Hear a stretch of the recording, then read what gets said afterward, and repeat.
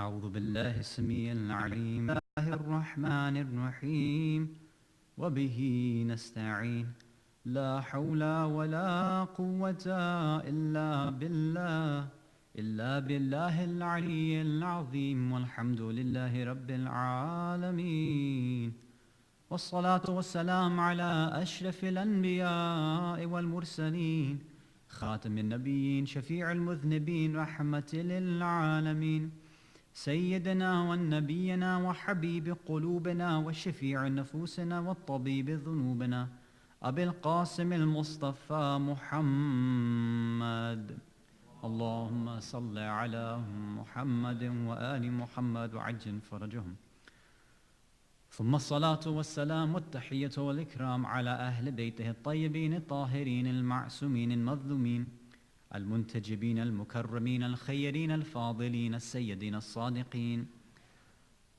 لا سيما بقية الله في الأرضين روحي وأرواح العالمين لتراب مقدمه الفدا الذين أذهب الله عنهم الرجس وطهرهم تطهيرا اللهم صل على محمد وآل محمد وعجل فرجهم ولعنة الله على أعدائهم أجمعين من الأولين والآخرين إلى قيام يوم الدين صلوات على محمد وآل محمد اللهم صل على محمد وآل محمد وعجل فرجهم. Respected Mo'mineen, Mo'minat, brothers and sisters in Islam and Iman, Salamun alaikum wa rahmatullahi wa barakatuh. Alhamdulillah Rabbil Alameen. We thank Allah for this opportunity to be with all of you once again. It's been 2 years. I think 2016 Muharram was the last time we were together. So I'm going to be quizzing you on what we went through 2 years ago, so just be ready for that. Inshallah, I'll give you at least 2 nights to recover. For tonight and for possibly tomorrow night, I wanted to introduce this idea of fasting and the relationship between fasting and taqwa. Now, I'm sure Sheikh Mujtaba, of course, has gone through some points, but of course, a reminder can't hurt us. And as always, as far as the disclaimers and all the usual kind of points are concerned, the introductory points, as you all know, you can be very open with me. As you remember from 2 years ago, if anyone has any sort of questions, comments, suggestions, feedback, you can give it in the middle of the lecture. I have no problem with that.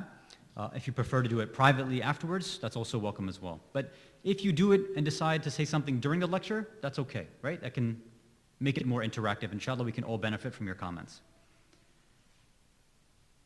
So, the verse that we all know regarding fasting, right? In Surah Baqarah, chapter 2, verse 183. Bismillah ar-Rahman ar-Rahim. يا أيها الذين آمنوا كتب عليكم الصيام كما كتب على الذين من قبلكم لعلكم تتقون. So we all know the fancy Shakespearean translations, right? O you who believe, or you who have believed, fasting has been written upon you or prescribed for you, just like it's been prescribed for those before you, so that perhaps you might get taqwa. So the first thing I want to dissect or discuss today is, first of all, break this up into 3 parts and give us a short idea of what exactly is happening in this verse.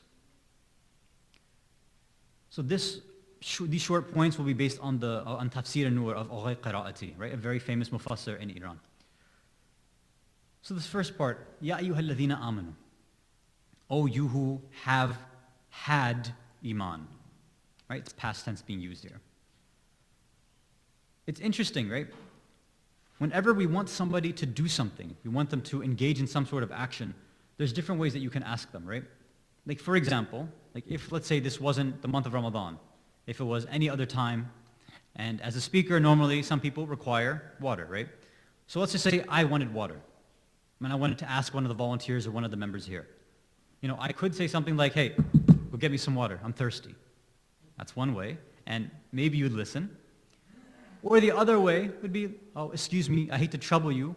Is it possible that, we can get some water over here, etc. Something, if you don't mind, I could be a bit more kind about it. Allah could also prescribe for us these actions, these a'mal, ibadat, these ahkam. He could have done many different ways, right? He could have said, hey, you need to fast, no questions about it. Instead, according to qira'ati, Allah knows and acknowledges that fasting is not an easy thing. It's a difficult thing. And anybody who kind of wants to tell us otherwise, I think they're playing games. Fasting is not easy, especially with this Orlando heat. It's not an easy thing to do. So it's almost as if Allah, when He calls us by these names, right, as mu'minun, Ya ayyuhalladhina amanu, hey, those of you who have iman, my special believers, I have something I need to tell you. All right, but so starting with these loving words, in a sense, kind of calms us down a little bit, right? It gets us ready for what Allah wants to tell us. It brings our hearts down. In the same way, right, if you're trying to get one of your kids to do something for you, you could also, with your authority and your walaya, you could say, hey, go get me this, or go do this. You could also say, hey, who's my special little helper? Who can help me out right now? Oh, you want to help me? Okay, fine. So again, it's almost as if Allah is saying, who's my special little mu'min? You are? Okay, come, then I have something that I need for you to help out with. Sallu ala Muhammad wa ala Muhammad.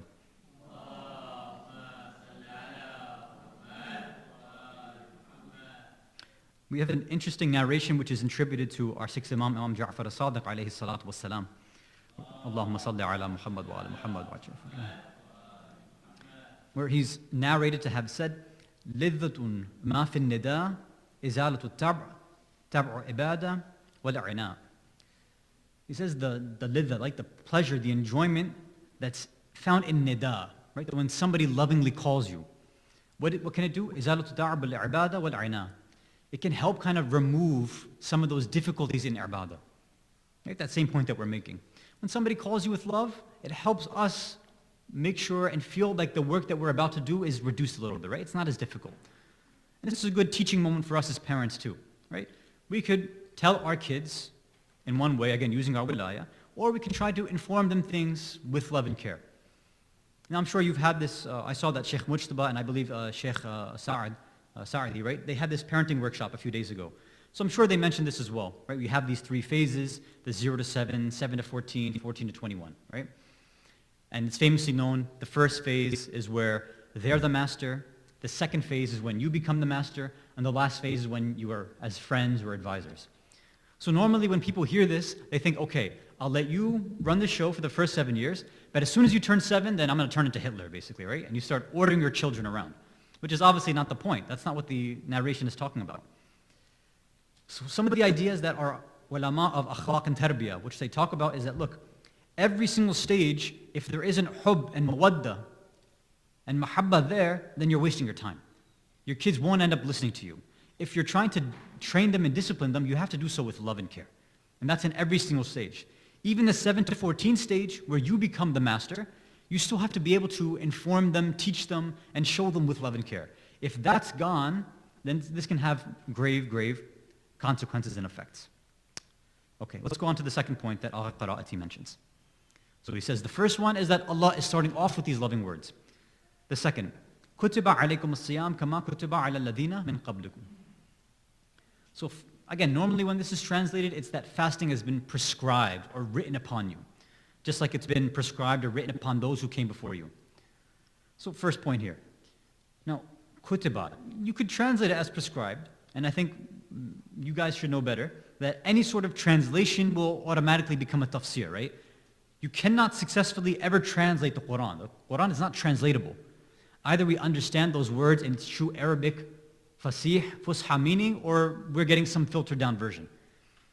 So even, of course, if we don't understand Arabic, it's good to go to a translation. But we have to make sure we understand that these translations are not giving us the full picture of what Allah is trying to intend for us to understand, right? Especially when it's these Shakespearean, Old English style translations. Sometimes I've seen, whether it's Quran, dua, ziyarat, it's tough for us to kind of connect to that Old English, isn't it? I don't know, maybe it's not the case for you, but for me, that Old English doesn't really make sense. So sometimes it's helpful to get a contemporary translation of these words. So for us, one way to understand kutiba alaykum is that something has been programmed into you. It's a device, an accessory that's a part of a human being. So it seems as if Allah wants to let us know that, look, this ability to fast, or this device, this spiritual device, is something that I programmed into you. You naturally have this built in. And one way that we can kind of see that is, what is some of the kind of famous trends in nutrition right now, right? some of the most famous, or probably the most famous trend right now, contemporarily speaking, is people who are doing OMAD, which is 1 month a day. Or sorry, 1 meal a day, not 1 month a day. 1 meal a day, meaning fasting. And they usually break it with a low-carb diet, right? Like a ketogenic diet. So they combine a low-carb diet with 1 meal a day. And you see many people are arguing for this idea, right? Have either one nice breakfast or one thing towards the evening and that's it. And sometimes for us as Muslims, we don't see the benefit and the kind of maslahah and the beauty of things in Islam until, well, basically scientists, or another way is until white people like it, we don't like it. So when they talk about fasting, we're like, oh yeah, guess what, we have that too. And then we start fasting. Or if when they come out with the quote-unquote organic toothbrush, like, oh yeah, we have miswaks too. Like, hey, you never used a miswak in your life, but now that everybody else is doing it, that guy on Dr. Oz, right, he comes out and promotes it, now you want to do it. Alhamdulillah, better late than never. But we shouldn't have to wait for other people, right? Allah, the Ahlul Bayt, they're all mentioning these things, we should trust them. I think they have some wisdom behind them. Sallu ala Muhammad wa ala Muhammad. Allahumma salli ala Muhammad wa ala Muhammad. So Allah is saying, look, fasting is a spiritual program that is built into you. You need to use it. And then the second part, كَمَا كُتِبَ عَلَى الَّذِينَ مِنْ قَبْلِكُمْ. It's also been programmed and prescribed or written or put into people, built into them, just like it was built into people before you. So Al-Qira'ati says, look, sometimes when something is very difficult, if we're the first persons or the first people to do it, sometimes that makes it more difficult for us to act upon, right? But if we find out that, look, other people have gone through and done this, then it makes it sometimes easier. So imagine you're taking your kids to get a shot, right? Their vaccinations. If you go there and it's your first child, for you it becomes very difficult as a parent, right? Because sometimes you have to hold them down, you have to see them cry. It's a very tough thing to watch. And then from the child's perspective as well, right? It's very, very difficult for them to go through that pain, that traumatizing thing. But now imagine that this is your second child. You already have experience from the first one, so for you it becomes slightly easier. And for that other child, right? You might be able to say that, look, your older brother, your older sister went through the same thing too. Maybe for them that's enough for them to say, okay, I'm not the only one who has had to go through this. So sometimes seeing certain trials and tribulations happen to other individuals, especially if they came before us, it gives us a kind of catalyst and a jump, and it again removes that difficulty in trying to perform these actions. So Al-Qira'ati says this is possibly why Allah is saying and mentioning that this is something that's been prescribed and made as a law and ibadah for people who came before you as well. Meaning that it doesn't seem like it was just for Muslims who were post Rasulullah Muhammad sallallahu alayhi wa alihi wa sallam. Allahumma salli ala Muhammad wa ala Muhammad wa ajil fajr. And the final part, right, the best part. لَعَلَّكُمْ تَتَّقُونَ. So that maybe, perhaps, you get some taqwa. You become muttaqi. Now, as you all know, this concept of taqwa itself can probably take 10, 20, 30 days to discuss. The typical translations for taqwa are God consciousness, right? To be more aware of God. And we're going to leave it as that, right? Just to be more aware of God. So Allah is saying here that, look, this fasting is built into you. It's been programmed into you so that maybe you can be more conscious of God. Okay, so we have a question here. What is the relationship between fasting and being more conscious of God? How is it that me not eating and drinking and doing all these ibtalat and muharramat during the month of Ramadan, how do all these things, keeping away from all this, make me closer to God? Or let's just say you stick to the bare bones minimum of fasting, right? Like, which is typically just food and drink. How is that supposed to get me closer to God? What exactly is the relationship here? So this is what we're going to try to explore, inshallah. Sallu ala Muhammad wa ala Muhammad.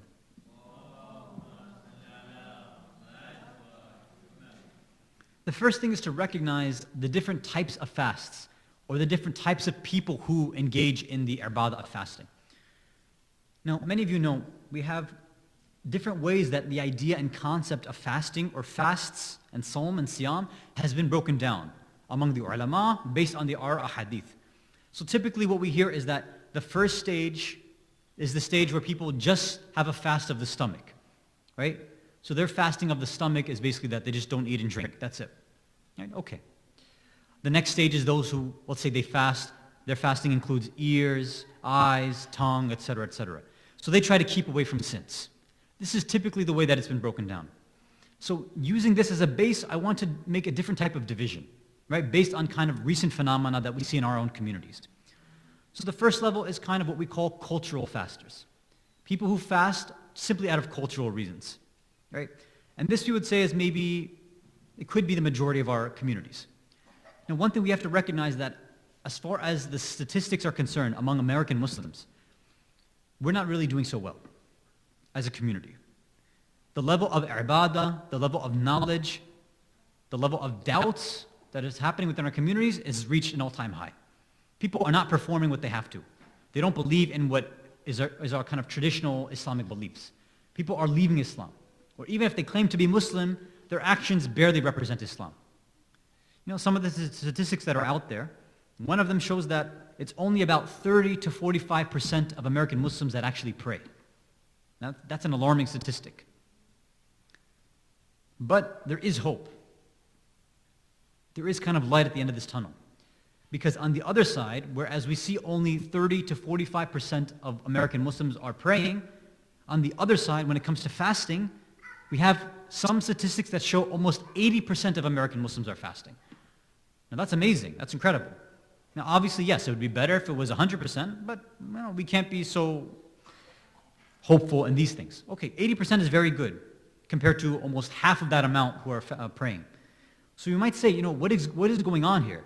What's the difference between fasting and praying that's causing double the amount of American Muslims to do this? So one thing that it could give to us as kind of a ray of light and hope is that it shows the power of the holy month of Ramadan.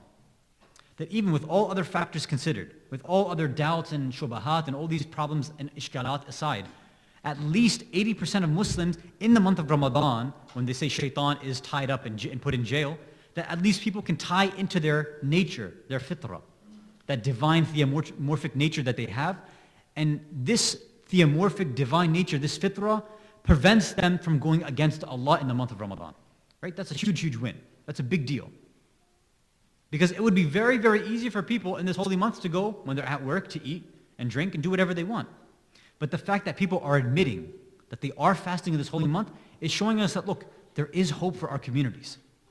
Even though people are leaving and they are becoming atheists and whatever, there is a power. And especially in this month of Ramadan, these types of individuals who, let's say, are only showing up to the communities and centers in this month, or let's say who only engage in ibadah during this month, we shouldn't lose hope in them and they shouldn't lose hope in themselves. There is a possibility for their iman to grow. And we as a community have to come together and figure out how can we do that. Sallu ala Muhammad wa ala Muhammad.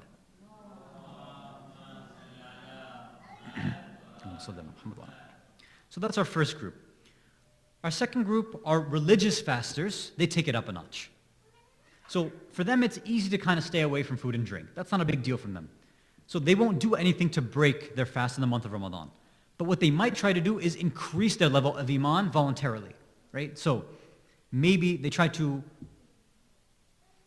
reaffirm and reacquaint themselves with the ahkam, right? Because sometimes we think that we know all the ahkam, especially related to fasting, but we might learn something new, right, every year. There might be certain things. So for example, in one of our family WhatsApp groups, somebody sent a question about if they're allowed to use eye drops. And I forgot the issue. I didn't know. I had no idea.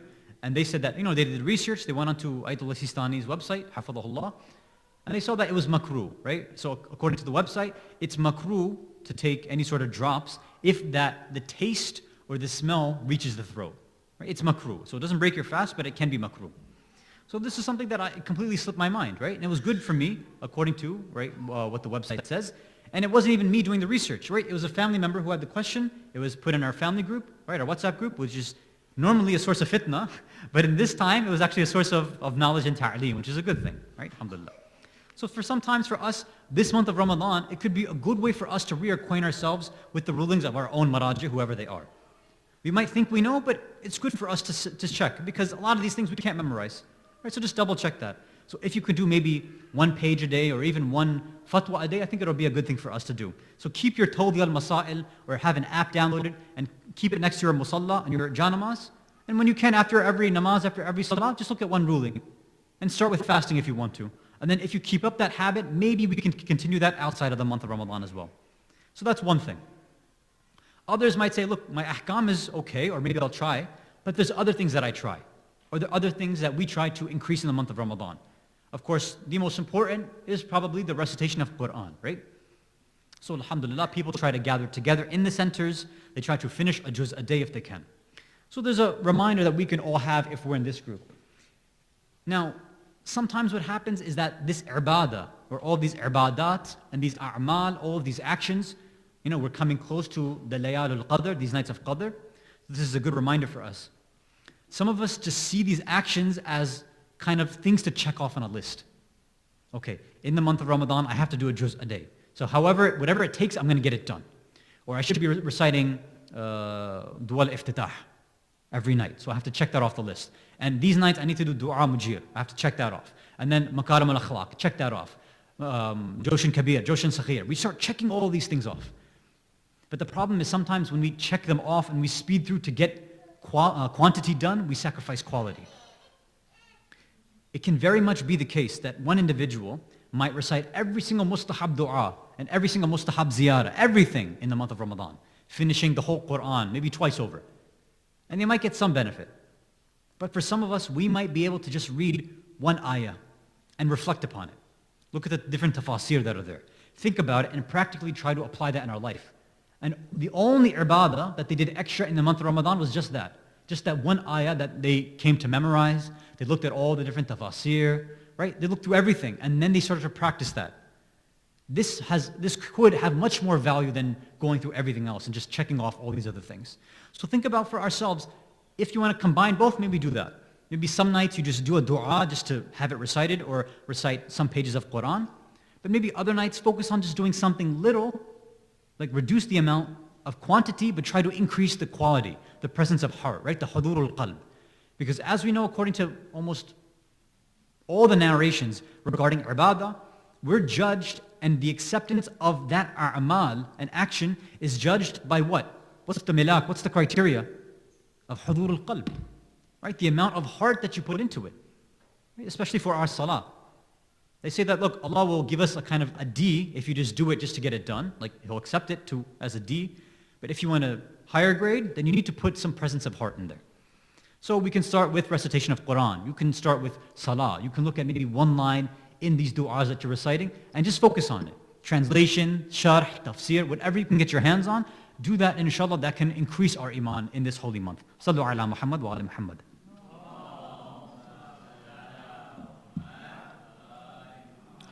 So we've gone through two groups so far. The cultural fasters, who are typically just fasting because of, let's say, community pressure, or in reality because of that nur that comes into our communities in the month of Ramadan.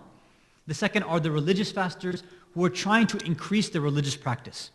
Now we have the third group. Now this third group, so staying away from food and drink, it's easy for them. Staying away from sins is also easy for them. Reciting different types of du'as, ziyarat, reciting Quran, they can do that, and they do so with a presence of heart. So that's okay for them. So they've traversed and gone past these first two levels. So this third group are the group of spiritual fasters. Now this group, what are they after?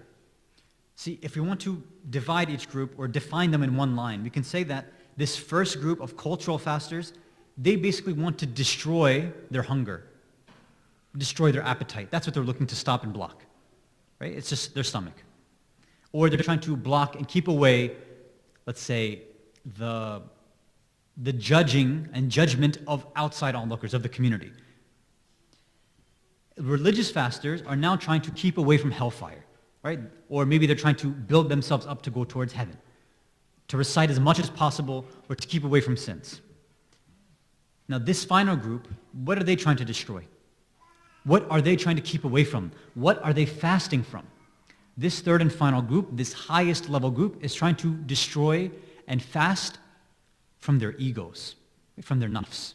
And this is the toughest one, the highest level. Food and drink are not a block between them and Allah. This type of ibadah is also not a block between them and Allah. What they recognize is that what's a block, what's an obstacle, what's a barrier between them and gaining closeness and qurbah to Allah, that taqarrub, is their own nafs, their ego.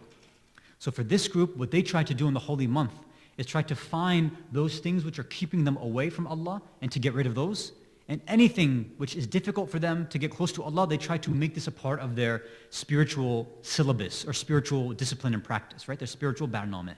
They try to inculcate and indoctrinate this into themselves, fighting against their carnal, egotistical, selfish, nafsani desires.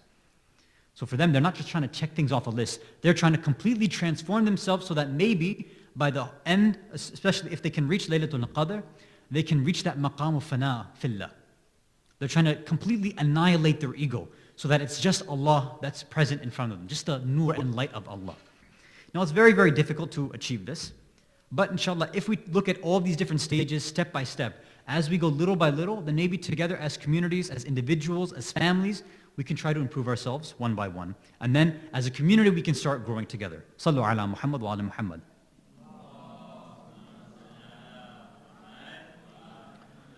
So if we take all of this together and say, okay, well, what is the relationship between fasting and taqwa? It's a way of showing us perhaps how to remove these obstacles which lead us to Allah. Now, for those at the highest level, the spiritual fasters, they already know what's going on, right? They're aware that there are blocks between them and Allah, and they try to get rid of them. For those who are in the second level, right? They were the religious fasters. They might know to some degree that they have to recite ibadah, but they don't know the true spirit of ibadah, right? They might not have that true presence of heart. And for that first group, the ones who are cultural fasters, they're just doing whatever they have to keep away the community from judging them, right? Or just to fast because it's a habit or it's a cultural device for them. But now we can look at in every single stage, Allah seems to wants us to understand that, look, every single stage here, every single thing that I'm prescribing for you, that I programmed into you regarding fasting, is because all of those things are blocks between you and me, between Allah and you. How? Look at the idea of food itself. On a very simplistic level, right? If we're in that first level of having that cultural fasting, food and drink. For food and drink, right? Most of us, in the first few days, it becomes very difficult, right? We get those caffeine migraines and headaches. Right? We need our chai or our caffeine or our coffee in the mornings, or when we break our fast for iftar, we try to load up right away. Why? Because subconsciously, we're thinking to ourselves, I can't function without this amount of caffeine. Or I can't function unless I have this amount of calories throughout the day. So for some of us, just nutrition itself becomes a barrier and a block. Why? Because deep down, we're stuck thinking in a very dunyawi, materialistic faith and manner. We have a narration which is attributed to both Rasulullah and to Imam Sadiq, sallallahu alayhi wa sallam. Allahumma salli ala Muhammad wa ala Muhammad. Alayhim as-salatu was-salam. Where it's narrated to both of them that they said, رَأْسُ كُلُّ خَطِيَّةٍ حُبُّ الدُّنْيَا. The inception, the beginning of every mistaken sin is حُبُّ الدُّنْيَا. Now, حُبُّ الدُّنْيَا, love of the world, can mean a lot of things. But in one kind of cognitive, very subconscious level, it's us thinking in materialistic ways. Thinking that this dunya is it. The dunya, the physical world, material world, determines everything. So one of the first ways we can start changing our minds and rewiring our brain in this month of Ramadan is just that. Breaking away from physical thinking, from simply limiting things to empirical, scientific studies and ideas like this, and trying to think about our true strength, which is where? Our spirit, our soul. And I'll share more points about that tomorrow night, inshallah. وآخر دعوانا الحمد لله رب العالمين وصلى الله على سيدنا محمد وعلى أهل بيته الطيبين الطاهرين.